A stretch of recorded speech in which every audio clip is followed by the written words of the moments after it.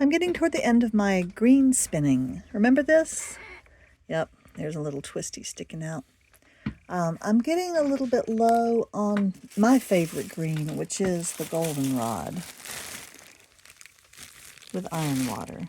And it gives that darkest green that you can see. I've just finished some. Then there's the marigold, which is that yellow chartreuse, and then there's kind of a silvery one. Anyway, but I just need to get to the end, fill this bobbin up. I'm pretty close.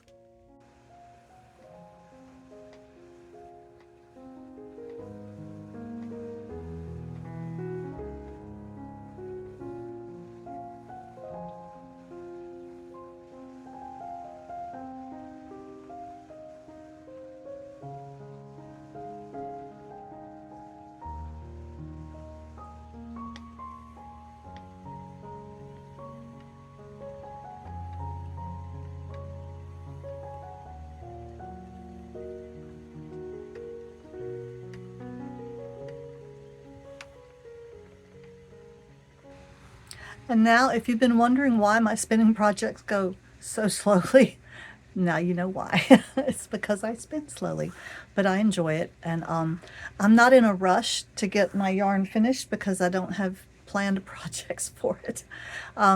Although I'm feeling more and more pulled toward getting out my loom and weaving again, and making some throws or blankets, that kind of thing, with my hand spun. Because it would be chunky and woolish, and I like that idea. So maybe soon.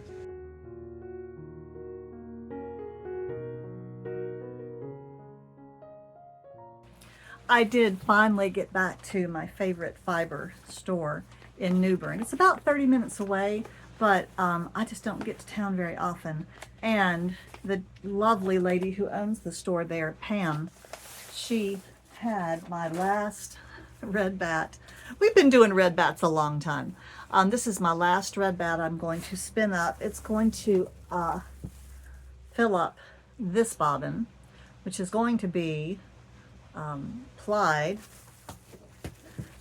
with this bobbin and added to all the other red yarn. So, and then I can decide what I'm going to do with it. But I've got a little bit of red, and then I'll be done with the red, I promise.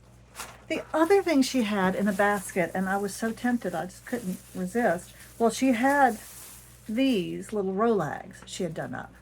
Now, Pam is an expert spinner and knitter, and she does everything beautifully.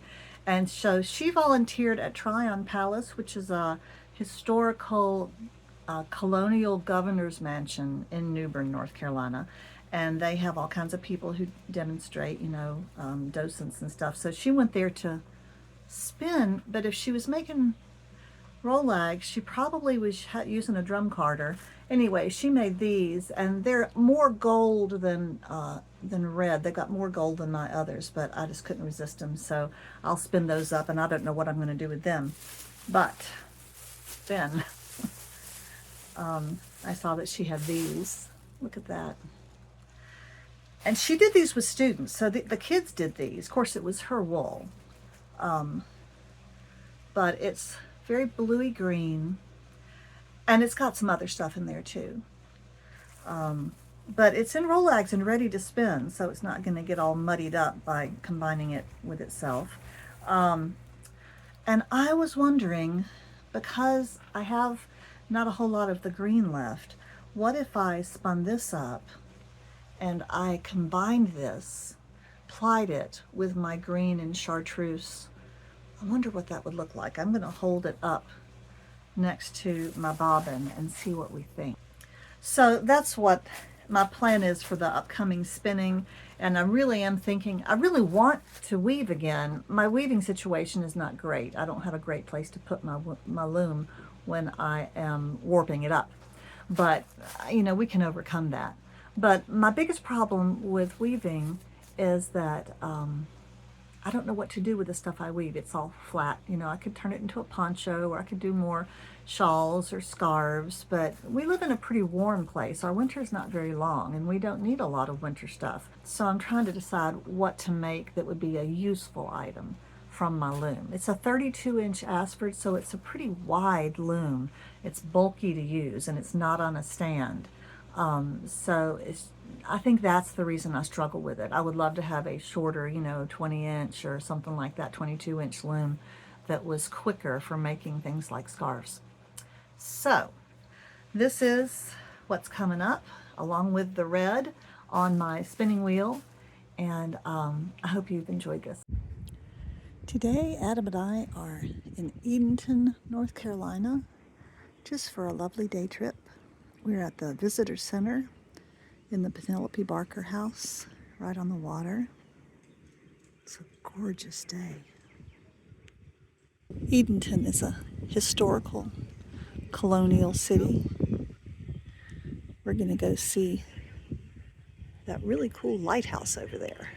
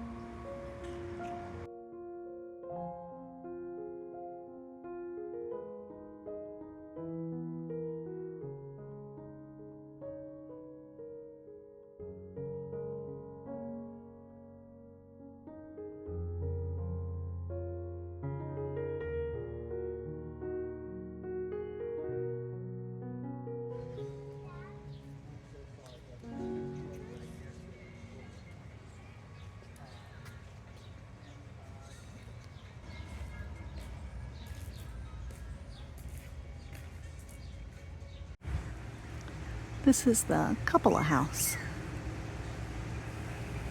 It's not open for tourists today, but the gardens are always open, and they are beautiful and full of wonderful plants.